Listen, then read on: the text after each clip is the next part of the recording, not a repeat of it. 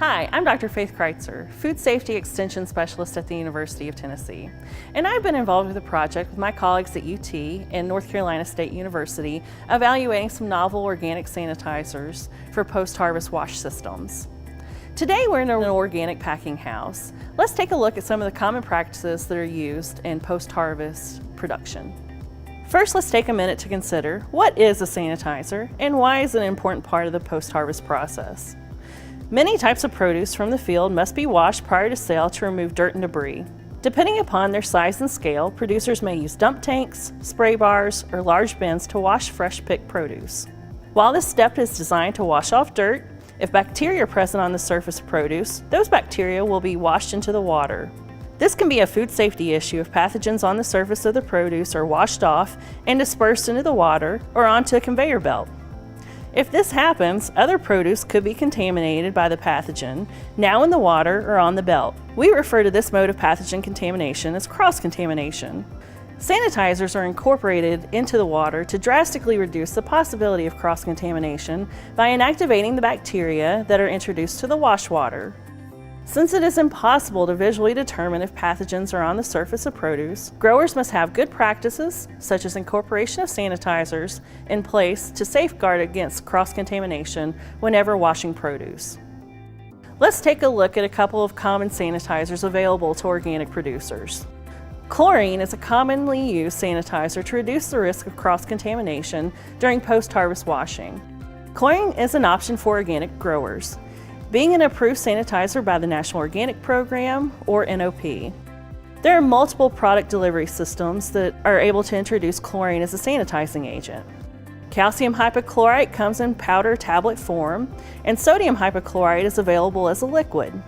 When these compounds are added to water, the chlorine salt's dissolved and forms hypochlorous acid when the pH is neutral, that is, pH 7. It is hypochlorous acid that actually kills bacteria. If the pH increases to alkaline, hypochlorous acid concentrations will decrease. Therefore, it is important to measure the free chlorine content and the pH of your wash solutions to make sure you have enough available free chlorine in the form of hypochlorous acid. You'll want to do this at startup and at least every 2 hours of constant running. More frequent checks may be needed if organic matter is accumulating in your system.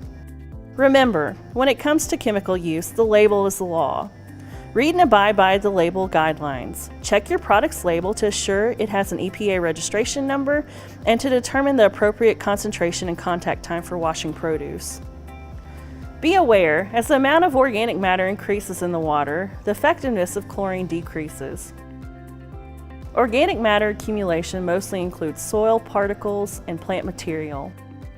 Constant and careful monitoring of the concentration of the sanitizer in use and adjustments as needed are essential for ensuring the effectiveness and minimizing pathogen risk. The NOP requires a final potable water rinse with no more than 4 parts per million free chlorine. This is the maximum concentration allowed in municipal water supplies. Another commonly used sanitizer in organic post-harvest washing is peroxyacetic acid, also called PAA. There are a few notable differences between the management of PAA and chlorine in the post-harvest environment. First, the accumulation of organic matter and the increase of pH does not significantly decrease the effectiveness of PAA. The concentration of PAA sanitizer should still be tested as described above. However, a titration kit is commonly recommended as test strips are not that accurate. Finally, there is no NOP requirement for a potable water rinse for produce when washed with PAA.